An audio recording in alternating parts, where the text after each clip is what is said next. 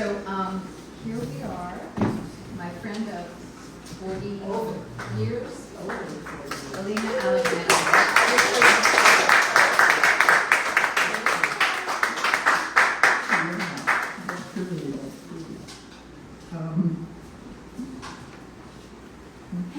Lower this.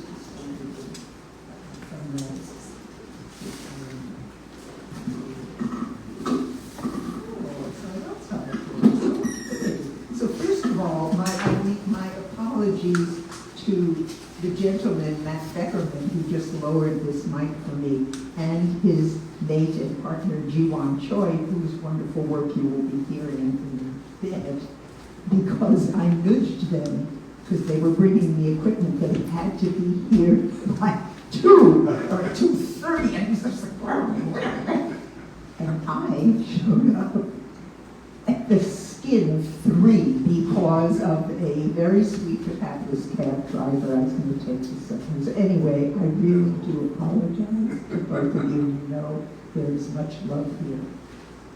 So, yeah. Denise was an excellent host. Yeah, oh, she is. Oh, she is. And me, huh? So, and Edwin Torres is on his way. You may have heard there was a landslide onto the tracks. So his train from Beacon was diverted, well, stopped, and the passengers were diverted onto buses, and he's on his way. So I'm going to riff a bit. And so I'm going to read some things. There's one thing that I thought, okay, I am going to read this. I hadn't planned to, but it appears in excerpt from a longer piece called Rail in a book that Edwin edited called The Body in Language, an anthology published by Counterpath a few years ago. Is this clear? I'm very close up on the mic. I've not used this mic or tested it. Back up? Okay. Okay, right here? Okay, whoops. I usually mic check, didn't mic check. Okay. So this is from Rail, R-A-I-L, a document, engine. There are approximately 8 billion of us on Earth. Some are bound to disagree with me. That is meant as a joke. The proportion is so absurd, the conclusion so obvious when contemplating one individual's ideas in relation to a multitude's, yet within this large number, some do not merely disagree. They stoke fires, see others as fodder to fuel rage, us against them. Nothing funny about it when it grows lethal. The stakes higher with the increased sophistication and scope of weapons technology, while this us-them behavior contains an old truth. Though we are each born into a pre-existing aggregate, murderous hatred by group, by tribe, keeps us tied to our most primitive beginnings, making us easy to exploit, a means to serve the ends of power. So, as I said, that's from Rail. I hadn't intended to read it, but it seems apt. So is this clear now? Am I in the right? First, my incalculable thanks to Denise Adler, as well as my gratitude to her assistants, Warren Hill. You hear that, Warren? She's outside. And Kelly Elkowitz. Lauren is here today helping Denise. I don't usually use or encourage jargon, but really it does take a village. I mean, really everything does, so much does.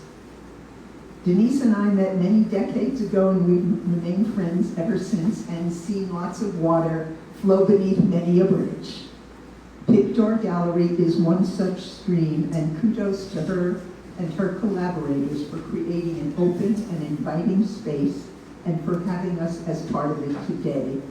And many thanks also to poets and writers for funding us for this reading. Is that thing on? I'm only concerned, Yes, just so that my niece, hello Alyssa, should be able to see her top. She's on, she's there. Oh, she is, okay. Yes, she's Hi, watching. sweetie, she lives in California. She's my only niece. I have many nephews. I love them all, but she is my only niece, and I love to do them. Okay. Now, thanks to my three fellow poets, Jiwon Choi, John Curley, and Edwin Torres, who is on his way, all of whose work sustains me and whose friendship I treasure. I want to give additional thanks that I did already to Jiwon and her mate Matt for this. Okay, on to the reading and the initial seed for this idea. But first, I want to say that this has been the most difficult reading I have ever prepared for in my entire life. And that is because of events in the Mideast and the cataclysm there. The often quoted line from William Butler Yeats's poem, The Second Coming, keeps coming to mind. Things fall apart, the center cannot hold. I'd thought of adding poems by an Israeli and Palestinian poet respectively. Then I decided to stay in my lane as a North American from the 50 states. There's enough in my work, especially the second and final poem I'll be reading today, to encompass events beyond U.S. borders as well as temporary. As for the title of today's reading, Dialogue, poets are always in dialogue with other poets, both those still breathing and the so-called dead. The work lives on, that's all I'll say about it for now. And many poets, John Curley among them, whom you will hear soon, in addition to reading his own work to an audience, honors other poets by reading their work. I mean, he almost always does this, if not always, right? Yeah, because that's just that kind of guy he is. Again, what a treasured friendship. Okay, in this case, however, the idea arose when I read this past summer's issue of the New York Review of Books. Two poems by two different poets sparked recognition and created a mental dialogue with poems of my own, and I knew I wanted to read them in tandem at what was then the upcoming reading at Pictor Gallery. The poets are A.E. Stallings and Peter Gizzi, and I will read their poems before reading the ones of my own. And next I'm going to jump out of an airplane without a parachute and blindfolded. Yeah, for any of you who know their work, you'll get the reference. Okay. On the other hand, if I didn't think the poems were sound and mine, you wouldn't be hearing me say. That's the truth. Before I begin, there's one more order of poetry to bring up. I've dedicated every reading since he was attacked to Salon Rushdie and to our librarians, whom I call our unsung heroes. And they are becoming more heroic by the day as the book bannings are increasing. I'm adding one more name to this reading, at which President Biden actually did the other night during his speech, but I had written this before, and that is Wadia al-Fayoum, the 6-year-old American-born Muslim child, stabbed to death 26 times in Plainfield, Illinois, and to all the children of Palestine and Israel. As Salman Rushdie said, it's the books that matter, not the knives, and he should know. Okay. So, first, a poem by Peter Gizzi.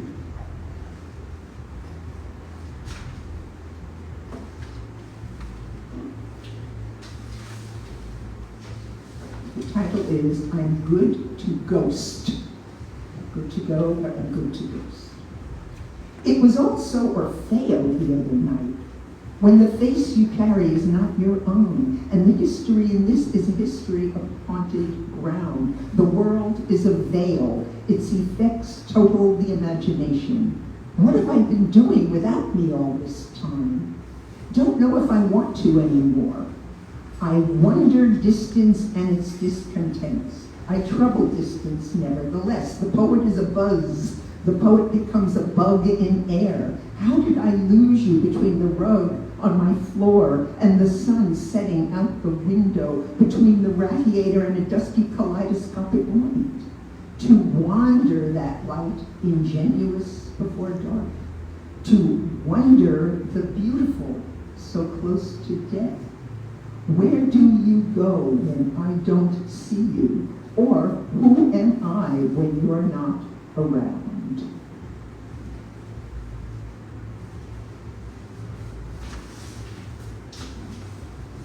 So the first poem I'm going to read is quite personal.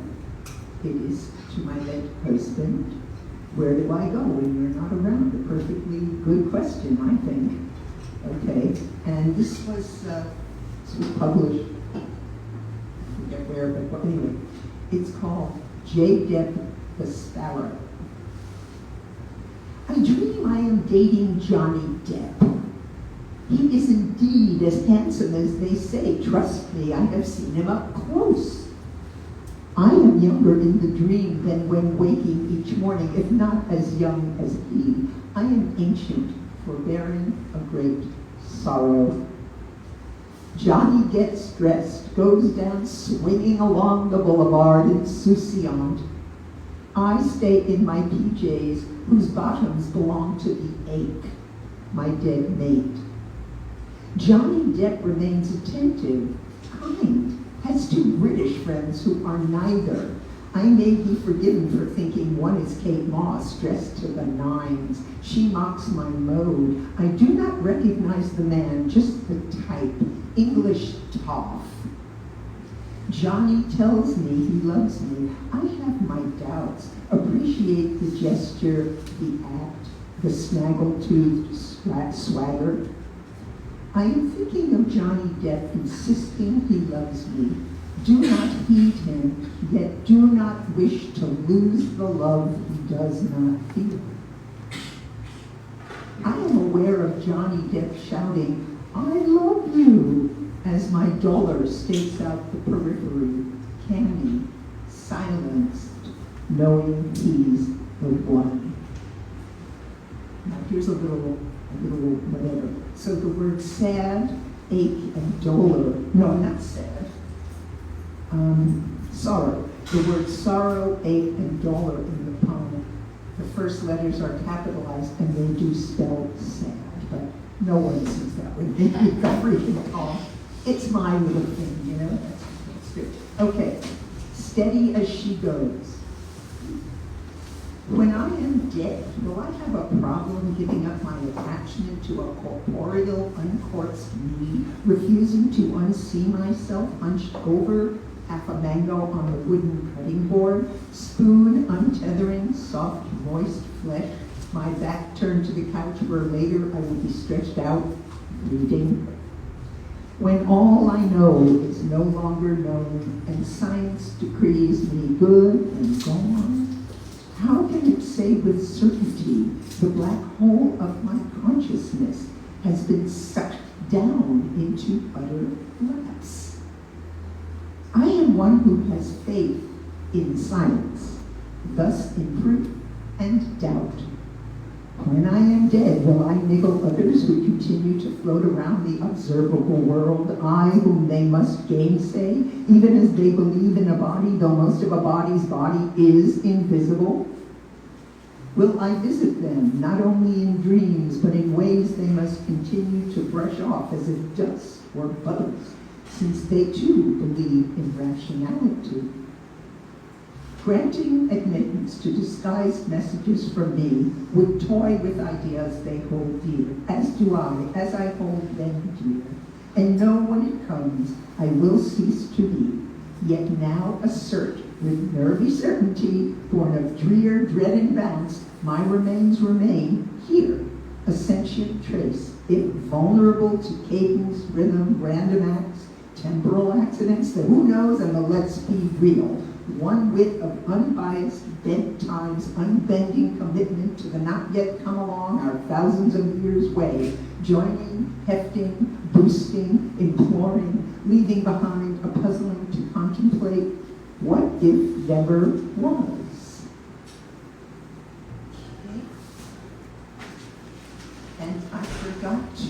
read Peter Gizzi's prompts. So this is from the New York Review of Books. It's very short, but please let me do that now. Peter Gizzi is the author of the poetry collections Now It's Dark, Archaeophonics, and Fierce Elegy. A.E. Stallings, and believe me, her thing is, she's an MacArthur winner. She's so very long. A poet, critic, and translator is the author most recently of This Afterlife Selected Poems. She was just elected the Oxford Professor of Poetry. And here is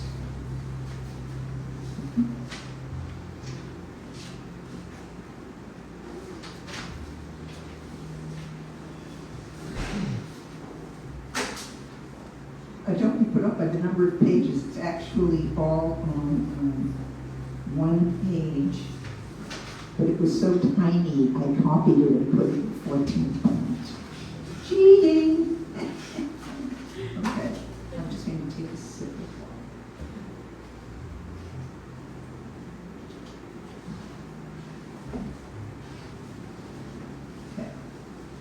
Okay. So both of these poets that were in the New York Review of Books in the summer, maybe it was the heat, I don't know, but both of the titles contain the word ghost. So this is, now let me just also say, Stallings uses a lot of, when I say early references, I mean myth and ancient and knowledgeable. You know, there is a way in which she makes reference to early poetry, the classics as they are called. But then, and in this poem, I'm just giving you a little heads up, there will be a turn into the present and the present uncertain. So, the rules of the road, okay? Because you only hear it fly by your ears this one time.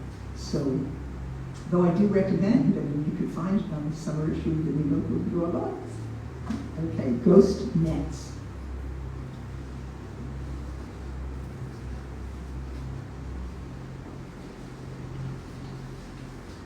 Pale syllables drift through the ear, reticulate and mercurial, as moonlight's ladder glitching across the water. Skeletal rigging of a doomed schooner crewed by the damned, the phantom lace of mermaids who have evanesced to bone-white spindrift, foam scudding leeward, uncanny descant of whales braiding down the spiral Fibonacci staircase of the hollow Nautilus, sea dingle of the eldritch sea witch, her garden of stings and fleshy polyps crisscrossed with neon wiggles, the tri-reeve's open ribcage spilling amphora checkered with coin light? Or do they involve, instead, the waterlogged souls of drowned migrants locked in the rust bucket's vomitous hold, mothers and minors, cohort, 17-year-olds held for ransom by smugglers till families paid $4,000 a head for their son's passage to nowhere, the deepest trench off Sandy Pilos, to be chum, sea worm mumbled, queasy shades threading wakes of super yachts and ferry boats sardined with red blistered tourists. Yet they're real. Frayed webs of nylon filaments cut loose to sleepwalk like zombies through the seas, snaring loggerhead turtles, dolphins, birds, squid, fish, claws, scales, cartilage, ghastly trash. What's ghosted in the future? Oceans of unlife, grind and slimy, starved, hypoxic, bathwater warm. Drastic measures are needed, they've been saying as long as I can remember. Making their plastic promises. It went sour in my lifetime, children. Something untangles and comes undone, but not the concatenated, undecomposing mesh of permanent slaughter. We watched it happen.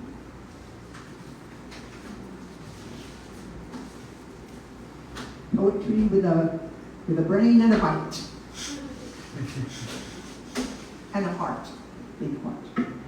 Okay. So now I'm going to read, I was going to read 2 more poems, and I will, but then I'm going to read, if you will, a coda. You'll understand why. Okay, so.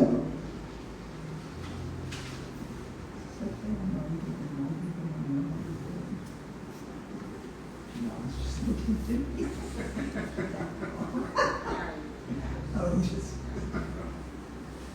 Okay, so the first poem is called Falling, and it is for Greta Thunberg.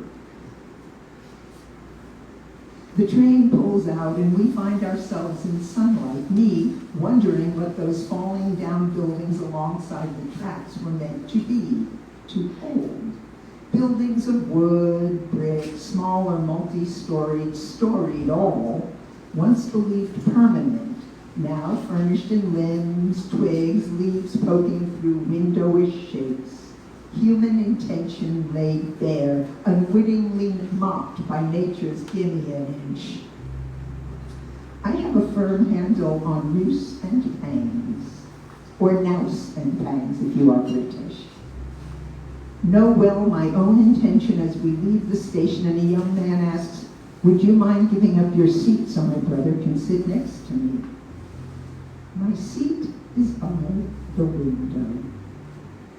I look directly into his eyes, say sotto voce, "No, I will want to look at the water." Hard to top point terseness in the quiet car.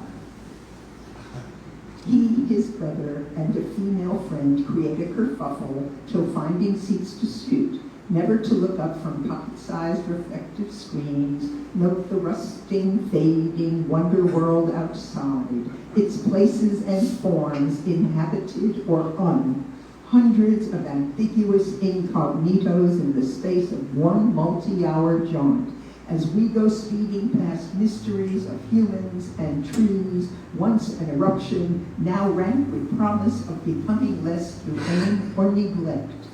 The megaton unthinkable, our climate's arrhythmic totem tones. Stay awake, children, eyes clear, while we fervently hawk goods. Cannot justly blame you for staying tuned to the high and blinding shine. Even as some of us ask you to remain alert to the power of our sun's bestowal, milling, curling winds. Unfair? Yes, angels, we are. Okay, and here is almost the rest. Okay, now let's see, I have notes here.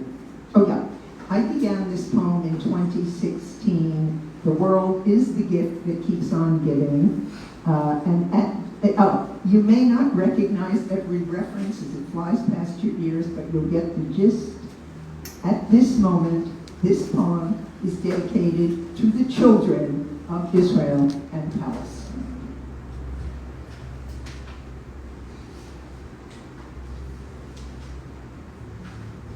Shrike, a peace poem. Am I clear? Because you kind of, is my voice clear? Oh, I can hear you. Oh, okay. Just straighten out a little Okay, bit. okay. Shrike, a peace poem. Remarkable the figs I do not give, and the fib I just told. Could be a sign of something gone queasy. Aleppo went a-leaping one day, and whoa, trigger, off we all went with it, down, down, unseen until we learned to spell Mariupol. Say what you will, but attempt any funny business, the wrong vampire can suck your eyeballs right out your face. There is little left to say. Really, we pretend we haven't seen it all in previews, duking it out using stones, clubs, swords, spears, arrows, the hunt for food, and one another. Twist and shout, groove to the medieval, Ghibellines for the emperor versus Guelphs for the pope. Some fictive reflections, not so merry, just quick and dead. Achilles chasing Hector around the walls of Troy 3 times. That's around, around, around. Vomiting material. Gandalf and the Balrog. Then back to real wrists and hands formally affixed to forearms, piled up in absentia for good King Leopold II. Next, bellow.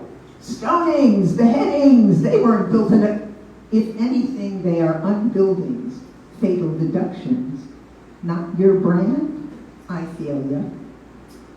So maybe visualize a siege as it leads to some dens somewhere else to eat grass, leaves, insects, rodents, until that feast depleted, the cells of slowly starving bodies begin devouring bits of themselves, and yet extreme poverty as strategy is savagery by other means.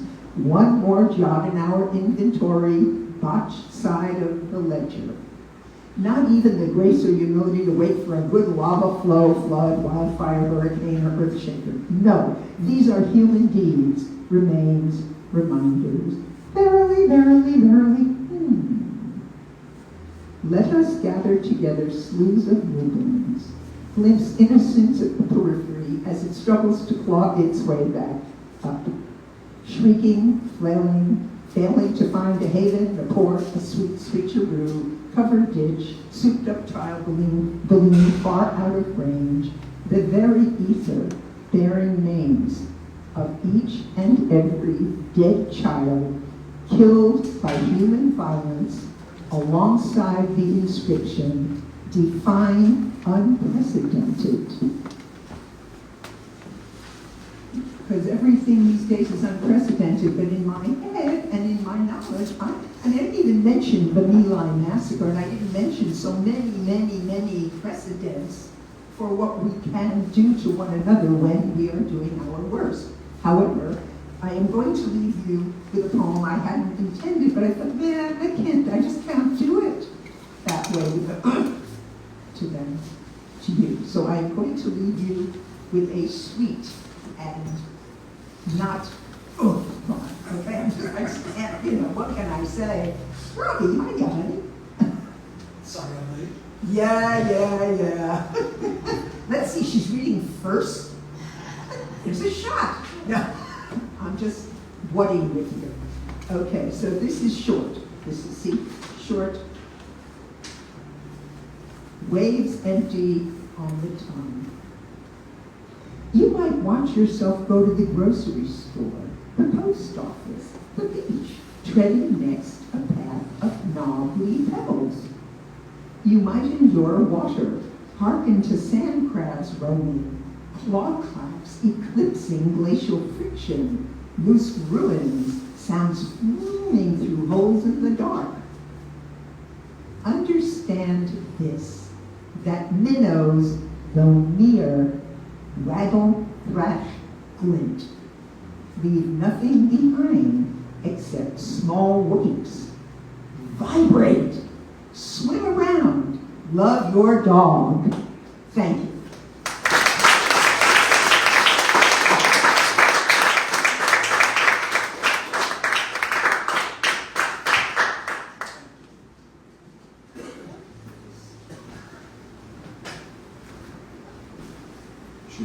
And wait,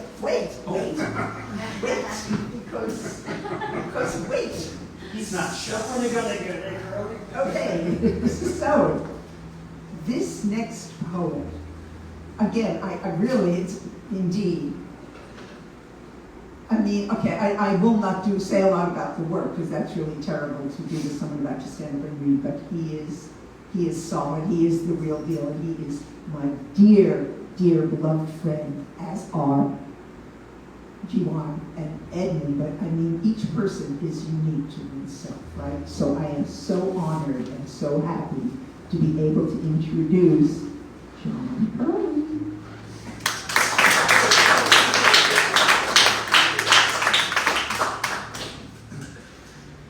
I was going to ask if we needed for this mission, an intermission, but I will proceed, hoping that summoning the spirit and the substance of Edwin Torres to come hither, come hither, come hither, come hither. I'm sure he's in a cabinet. Yes, he's on his way, he's on his way, he's on his way. Okay, thank you so much for that beautiful introduction, Elena, and thank you everyone, and that's you too, Edwin. Why am I looking up? He's lateral, it's not up.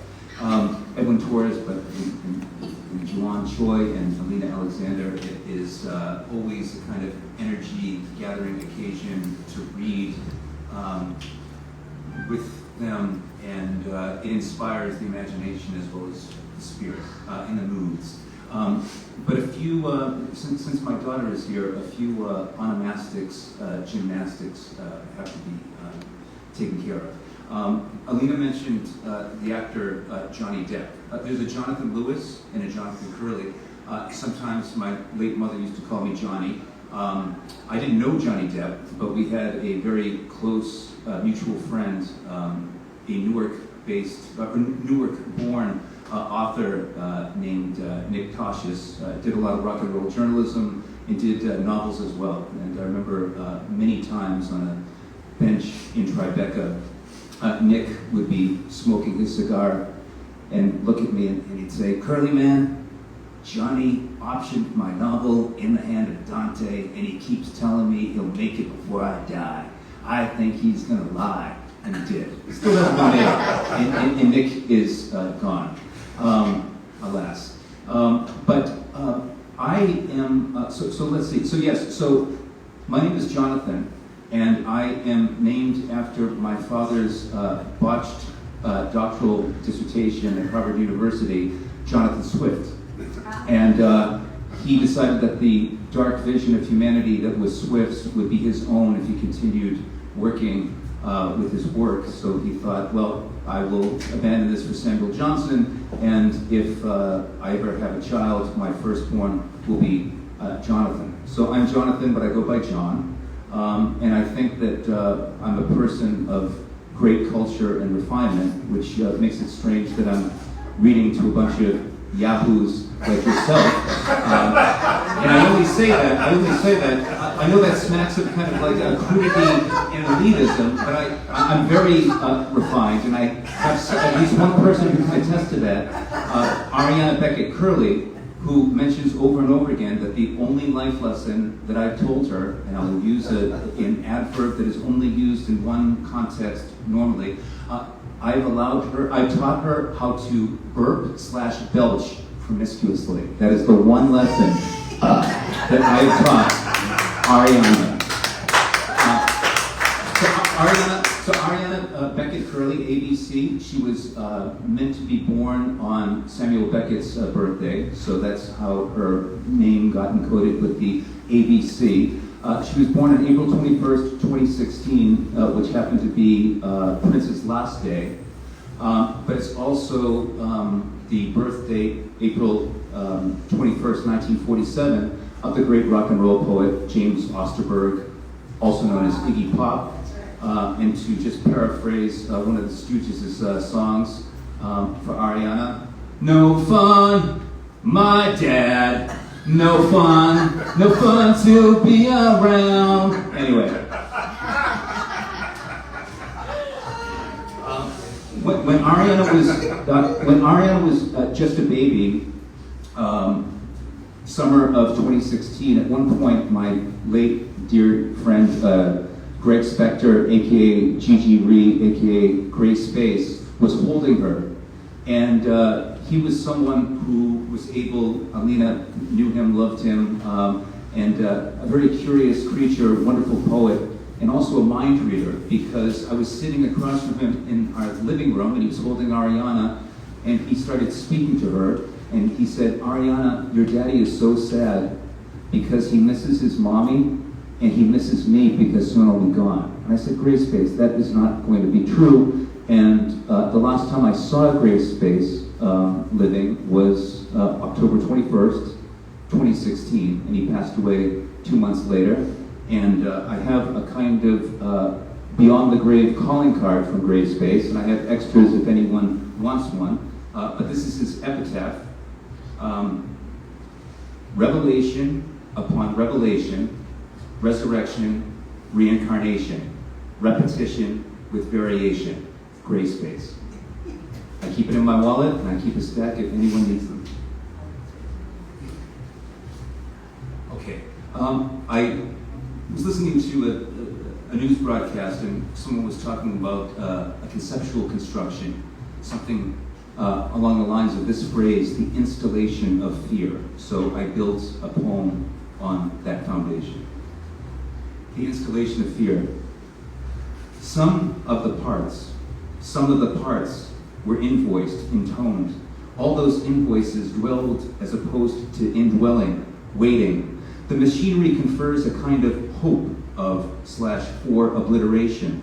The embedded conceit, crypto-concrete of the technological urge, age, agape, estranged, all pixelated into hazardry, obsolete in any sense, especially the non. The installation of fear is a mixed media marvel of materials, locally and internationally sourced, stretched canvases of bodies, flesh really, combined and curated by the sister acts of Auschwitz and Hiroshima. Abstract and not, the figures dot the lines like red blood cells, or the cells in which blood reddens to a burst of grave, floating in the ether, virtual sphere, virtueless here, air suffocating into the emblem of artful or artless execution, brush and palette and firing squad. Glock and roll, lo and behold, don't count your hatchets or hatchlings before they match. The artist who did this is us. Us was those. Us brought here by our corporate sponsors, benefactors, benzene denizens of the famed, famished, and further gone, ghosted by the headlines obscuring the art. But the exhibition is now on view regardless. Inlaid finally now, the final virtual painted stone. Free now for fear. The paint has pain in it. Fear and ear. Be afraid. Be very afraid. All has been installed and ill-willed for a while. Chased the claimants who no longer claim to possess the only show. Prime time. Now dream time. Doom time. The doom idiom as it shoals, arrests all other movements but itself. Were we not worthy for promise, even in spite of so much evidence against it? Against us? This is never a process I can understand, given the degradation and abjection always leads to abstraction, pitched too eagerly to abstraction. Reverie seems now the preferred art, nudging us to adopt while we abhor all those qualities we should dispel, as well as the concept of totalities. These lines are coming, commanding, resisting in real time as the evening beckons night thoughts, not thoughts, and the poem performs its own arrest. Interrogation. Always Logos treats us as if the pain would not show.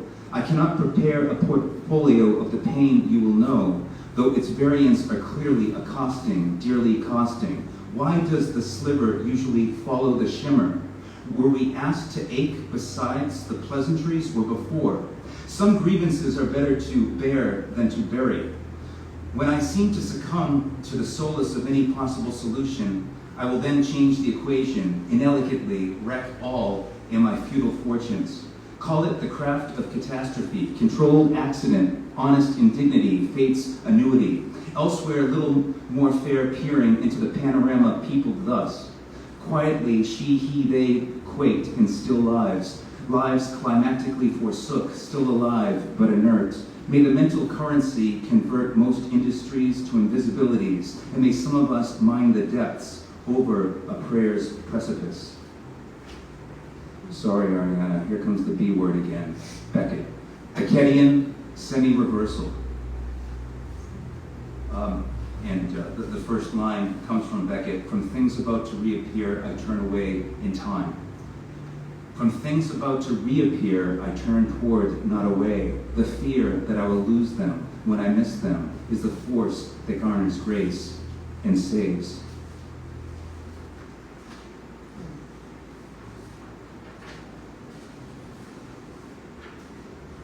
At the brink, or maybe the threshold, however this arrival works, when all is still struck, now past that confounding gate. Here is reached the condition of anomaly, thereby maybe we can pass. The conditionals are relentless, appalling, keep us opposing, direction is elevation, but the night nigh is still calling.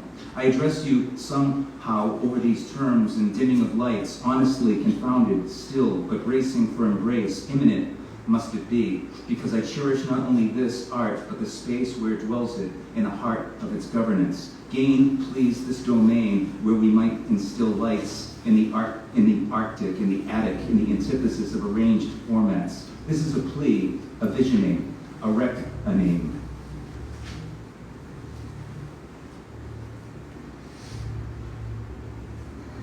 Strive for the syntax of a renewal, that thought imbued before concussed. I trip over tropes and fail to conceive structures that might undo this harm, this four-alarm fire fake-out. Arson takes its toll, acid eats the columns that upraised or might have hopes.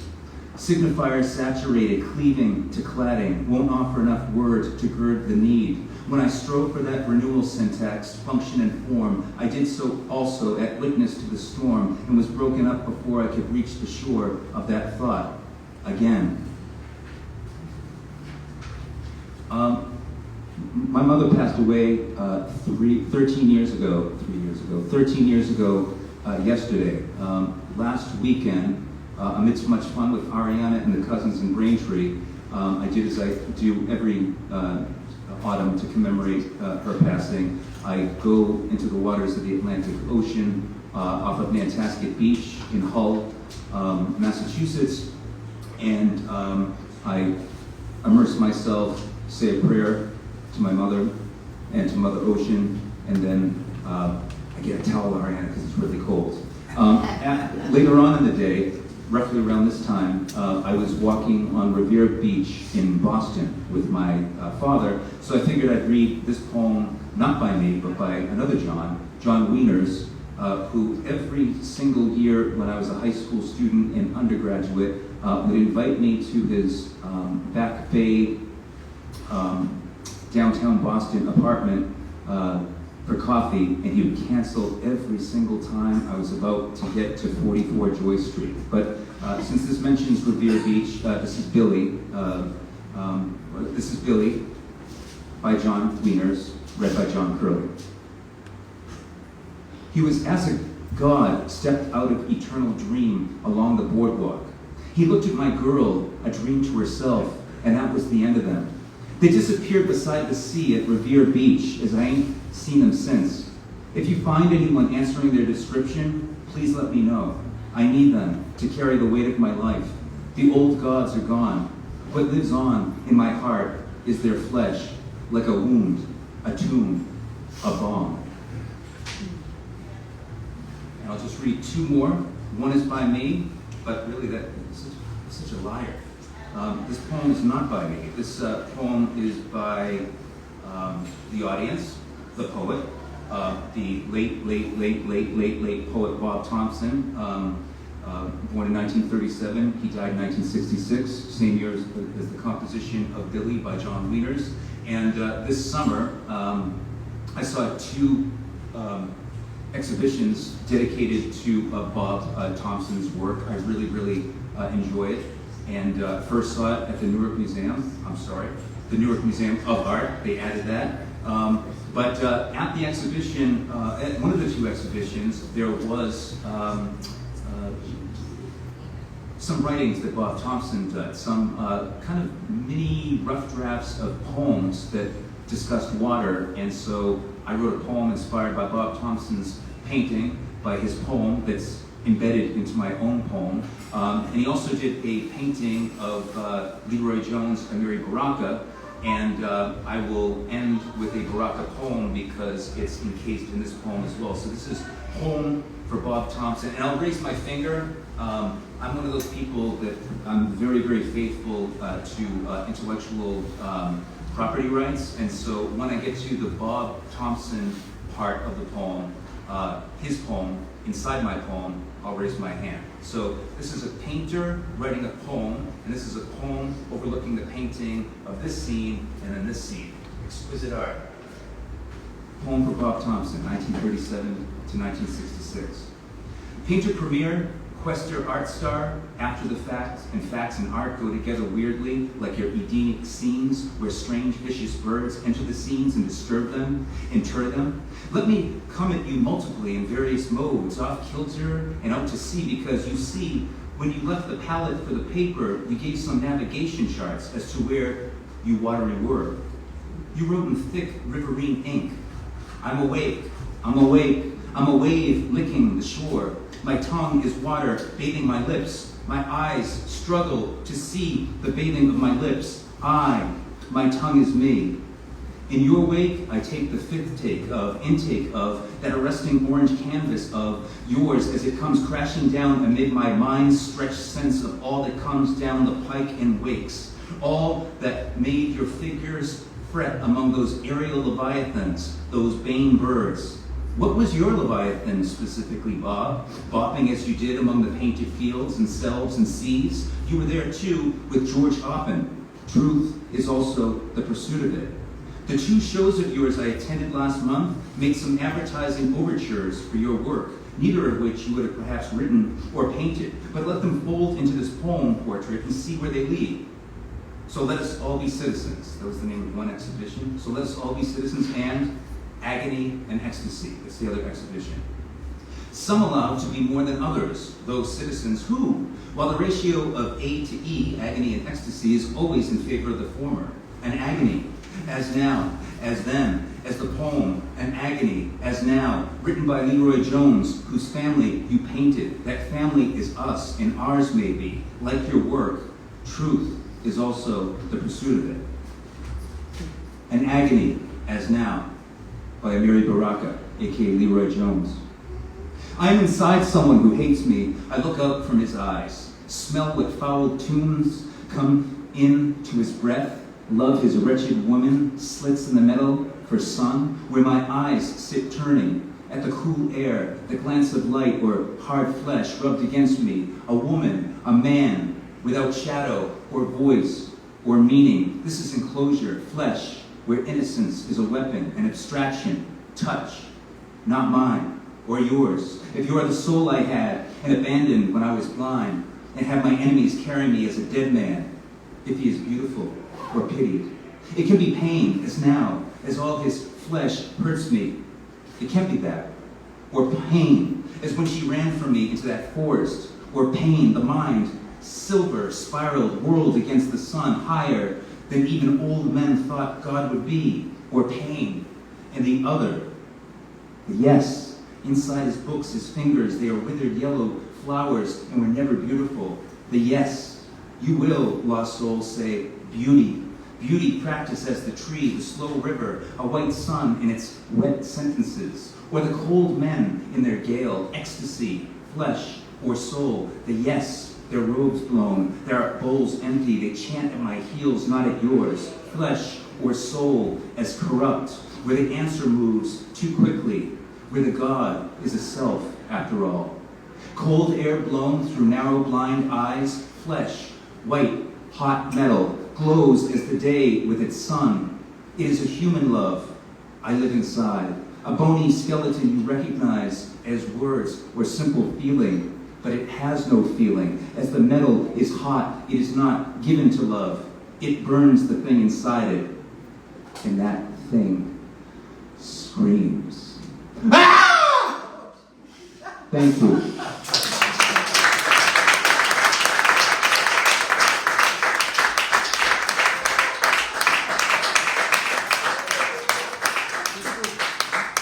Something completely different.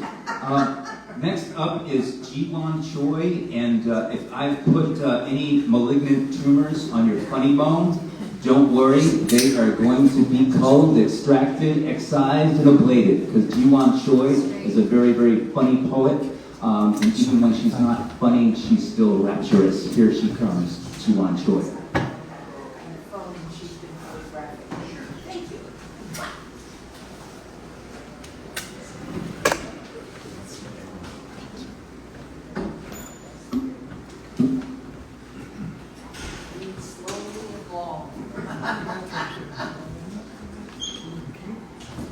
My best. Edwin will appear. seance.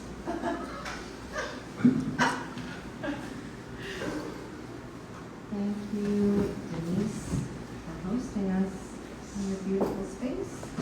Thank you, Elena, for inviting. And thanks to John Curley and Edwin Torres, and Elena for being on the roster. Thanks for spending some time with us this afternoon. I'm going to invoke a little bit of Philip Levine today, and weave in a little bit of my work.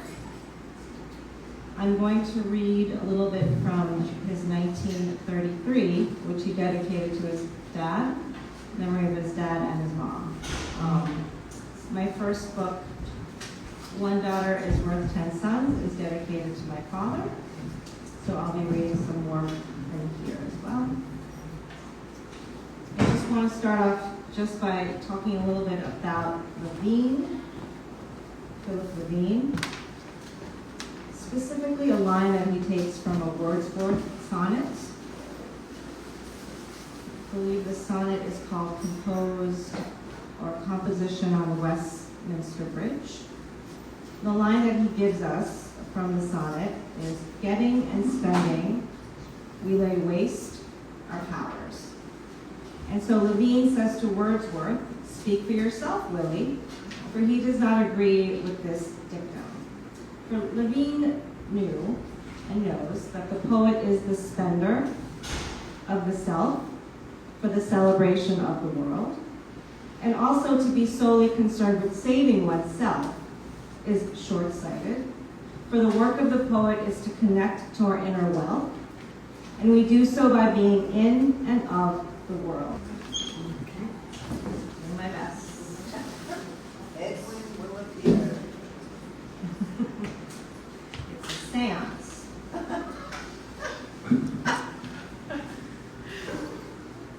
Thank you, Denise, for hosting us in your beautiful space.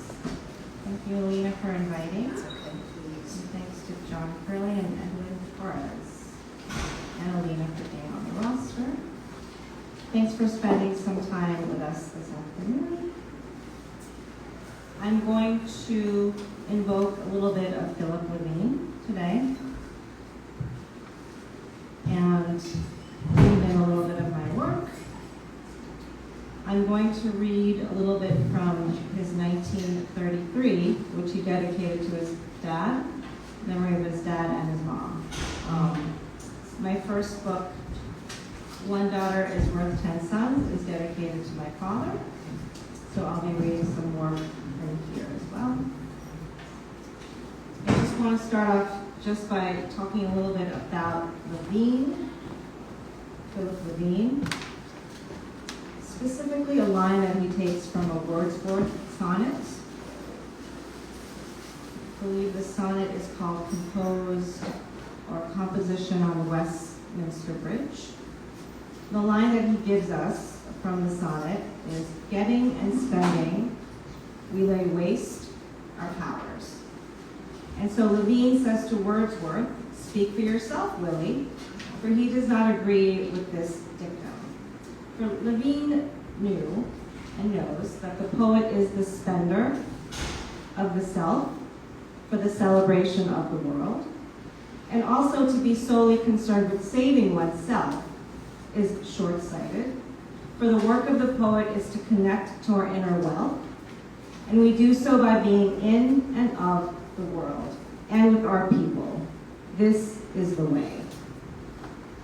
And because Levine understood that to be of the world meant to hold fast in the never-ending battle against the excesses of capitalism, that all of us worthy working people are obliged to carry on until our last breath. He has guided my way. Levine has also taught me how to mourn, to grieve, how to understand that sorrow will always have a seat at my table. His poems have taught me how to honor my dead, how to honor them by writing about them. My words breathe life into them as they live within me.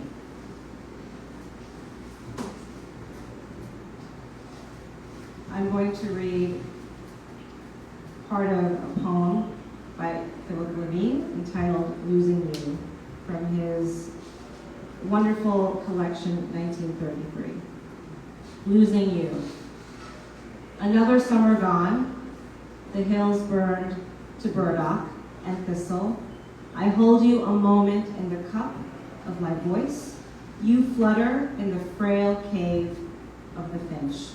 You lean to speak in my ear, and the first rains blow you away. Dusk is a burning of the sun, west of Couchilla. The lost continent of butterflies streams across the freeway. Radiators crusted, windshields smeared with gold, and you come on rising into the moons of headlights.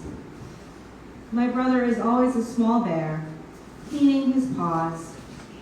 I'm a leopard, running through snow.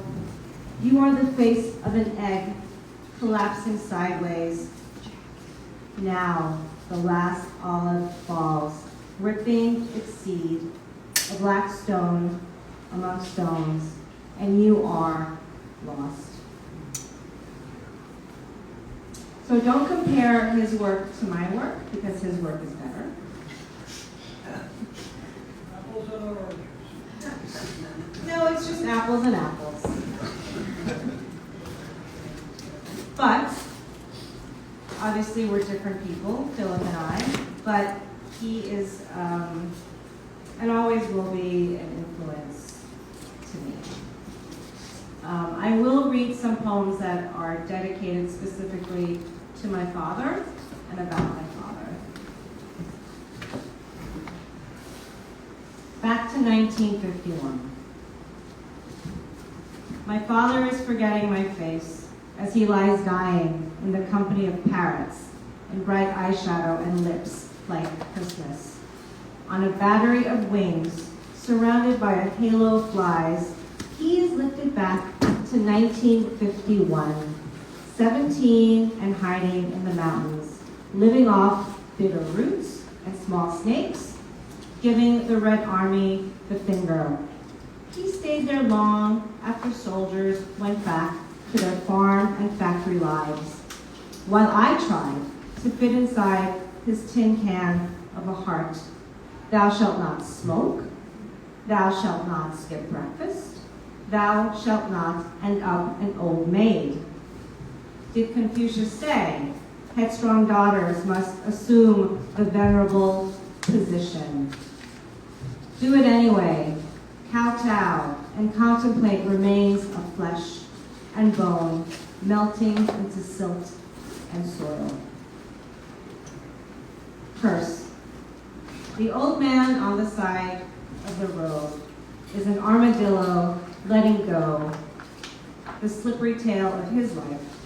He was a husk of a man who lived as a tight-eyed creature, burrowing in darkness, embedded in silence.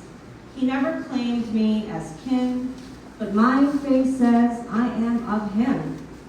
Nose sharp enough to cut a loaf, eyebrows a la caterpillar, and the ink blot on my chin that came on like a curse. I am his prickly rose, clinging to shadows, because that is all I know. Koreans and Proverbs. One daughter is worth 10 sons. 딸 하나, 열 아들 안 부럽다. So Koreans really love Proverbs, and this, the title of this book is taken from this particular proverb, which is also true.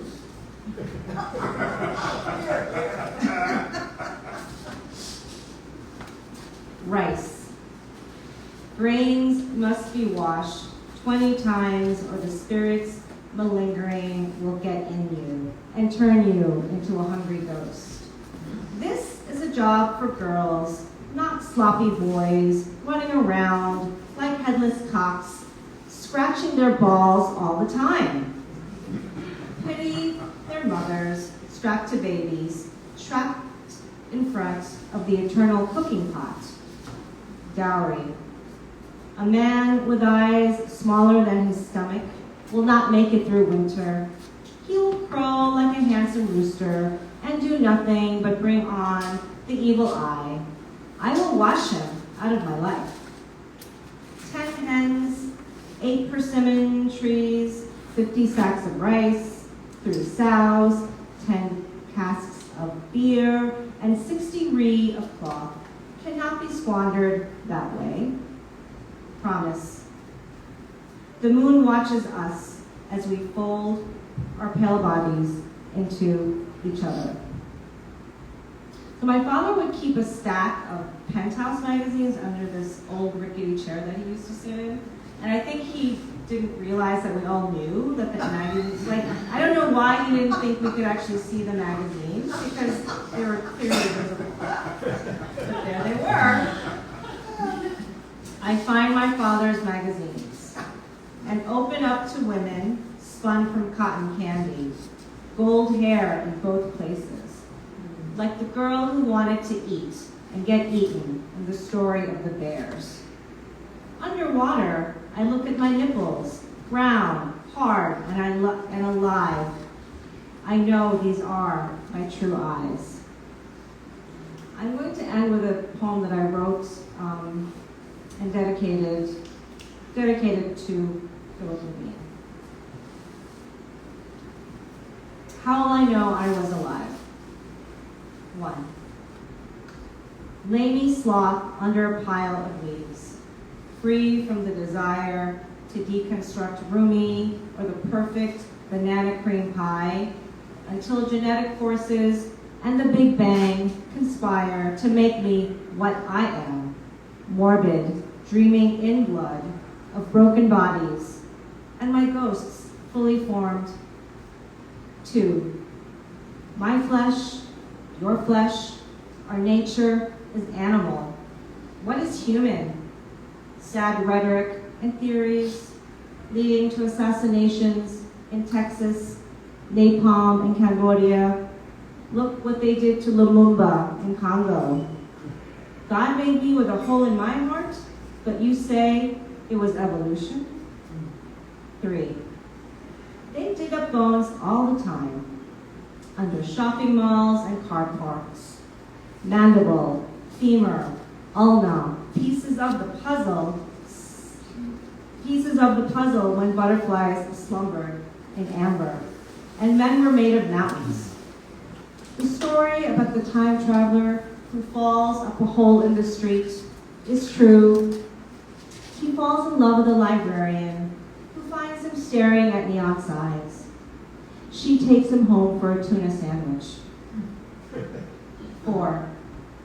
When I was 8, I walked the bottom of some guy's pool at a party on Long Island, looking for that trick door into Atlantis, where I would live out my mermaid's tale in a fortress of kelp and coral, trapping wide-eyed sailors for my kettle, burying conquistadors, and digging up Blackbeard's gold. The topless thing might be awkward, but so is watching the Lawrence Welk show every Saturday night with my father. 5. I don't want to be a memory floating up into the sky. What was it all for? Thank you. All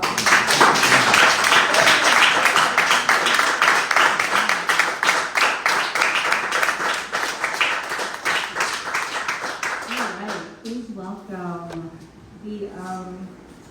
the fearless and the mudslide fighting Edwin Torres. He made it!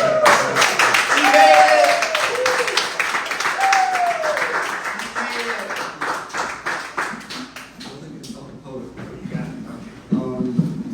Thank you all. Oh, honey, thank you. The landslide had nothing to do with me. It was power bigger than poetry, and actually there is power bigger than poetry. It's nature. Great. Thank you. Great to be here.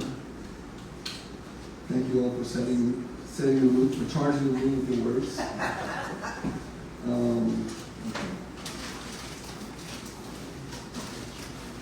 Okay.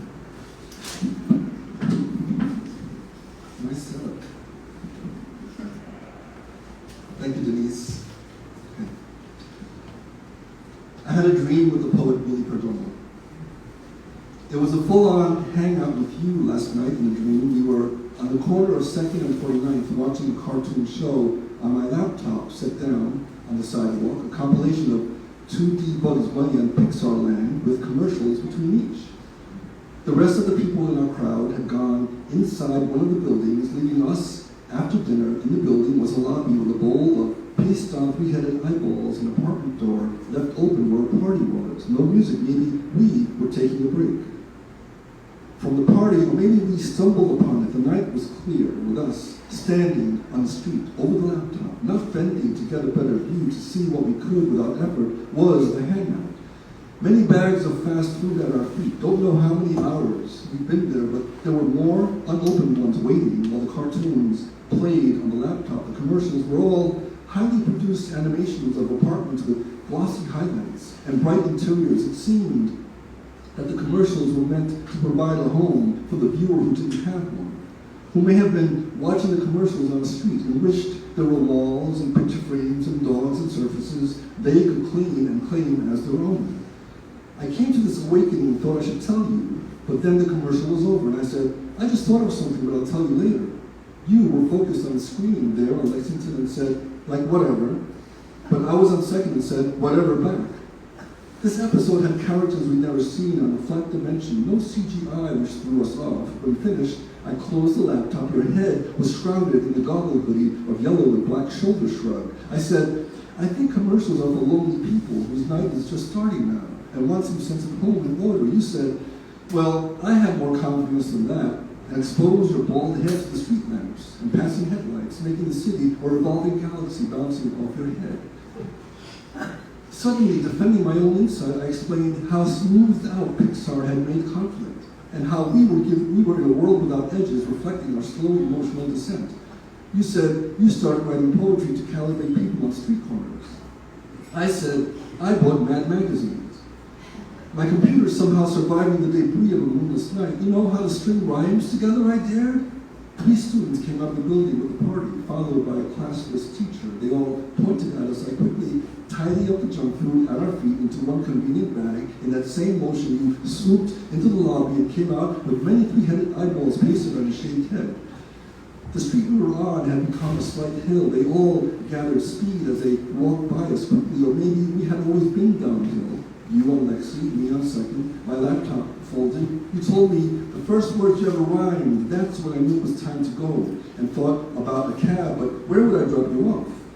You said I don't know, or you'd walk, or nothing, as we hugged, slapped 5, said love things. And I wondered about someone else, a long time ago in that same corner, who I dropped off and tagged Graffiti Underground, never seeing light again. I thought of you again, and how endings to poems are nothing like life. I thought of him again, how endings to life are nothing like poems.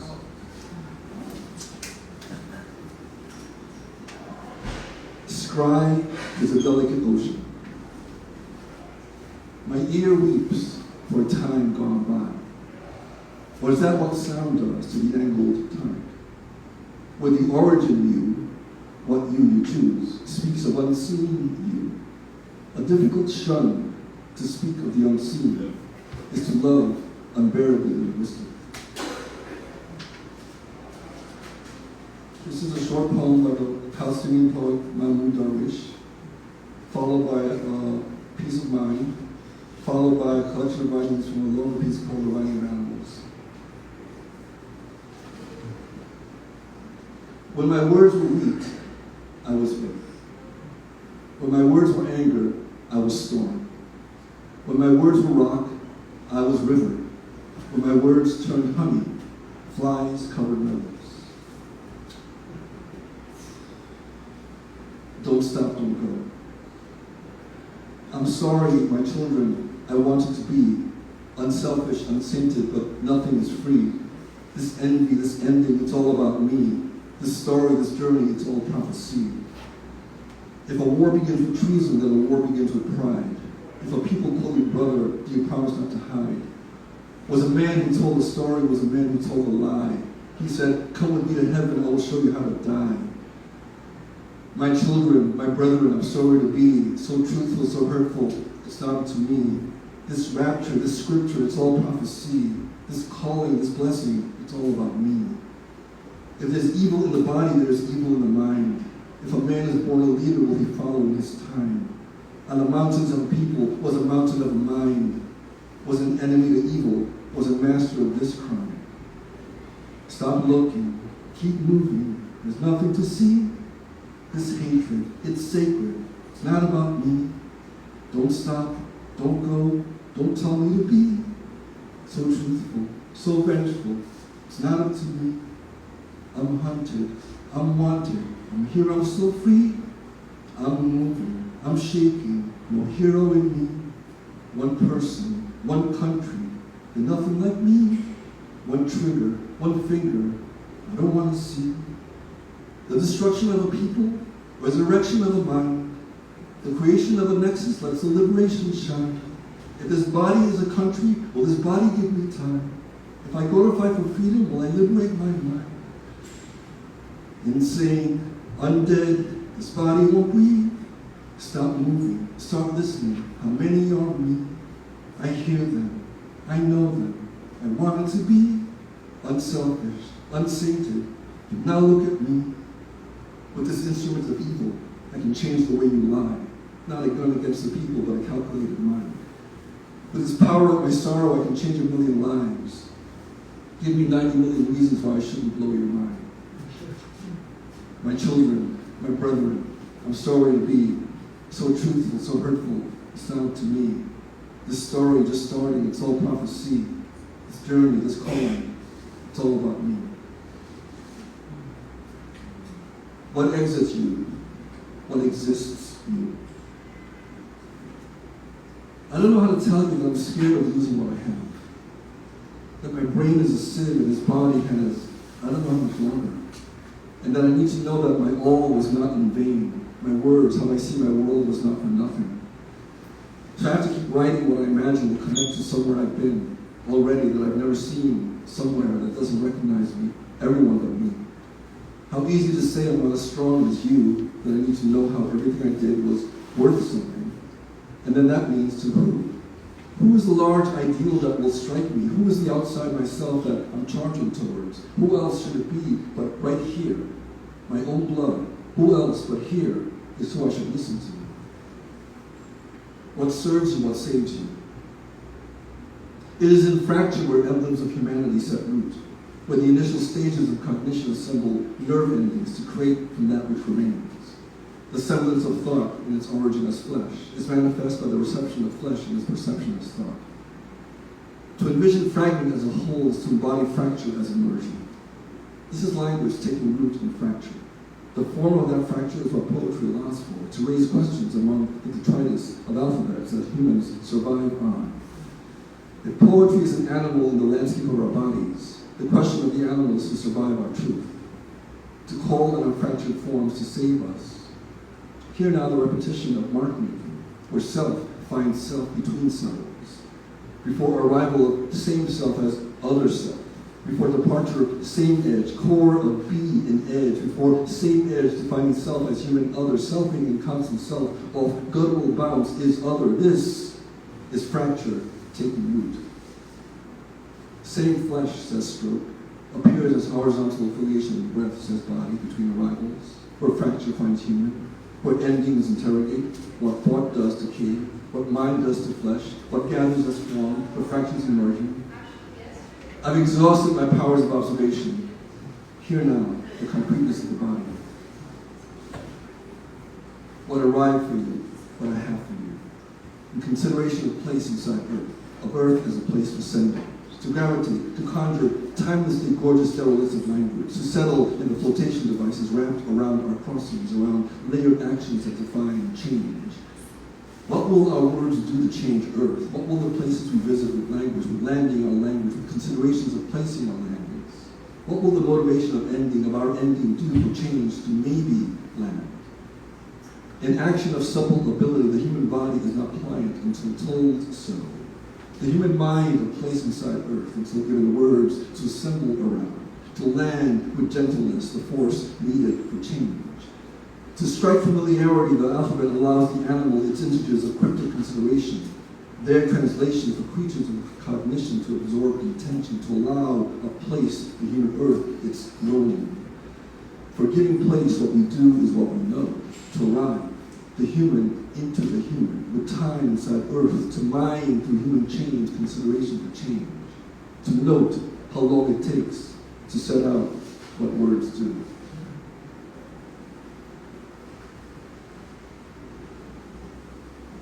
To the rip at the end of the tapestry, key, key, key, to the gigabyte Icarus fantasy, key, key, key, to the sonic harmonic astronomy, na K, to the emerald light of ecology, taka, taka, taka, to the weapon you bait for the tyranny, kalamave, mava, to the hunger you keep for the colony, amakabu, samakabe, to the hatch of obedient crackeries, obo, obo, obo, to the might of impossible miracles, evakate, kato, to the fish's original fracture, to the fracture's original tremor, to the tremor's original cry, to sever the visible sky.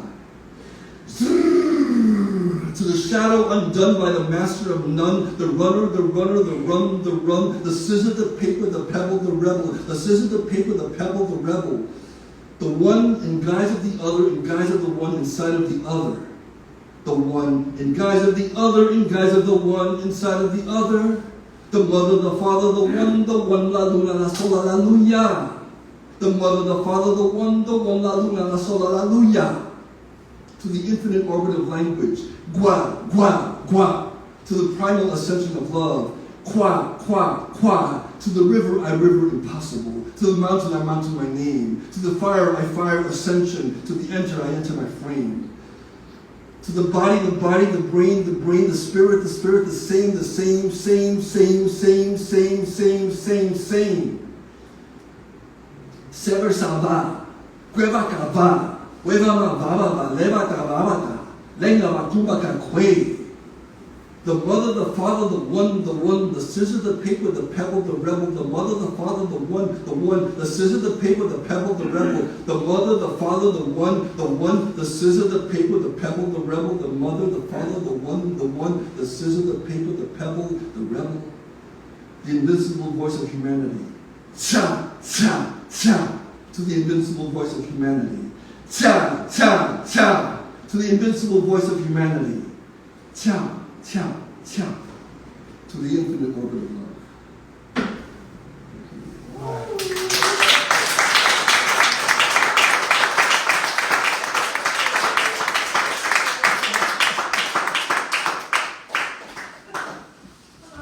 So well worth waiting for. Okay, here we are, my tiptoes. I just want to, first of all, well, my gosh. I just want to thank my three poet pals and pals in general for just doing this, for being the poets and people they are. And I really want to thank Denise. I encourage you to look at the work. And I love you, Denise, out there. You know that with me till I die. So, okay. And thank you all for being here. Thank you. And I wish you a lovely afternoon evening. And have a glass of wine. I'm going to do that now. Okay, bye. Thank you all.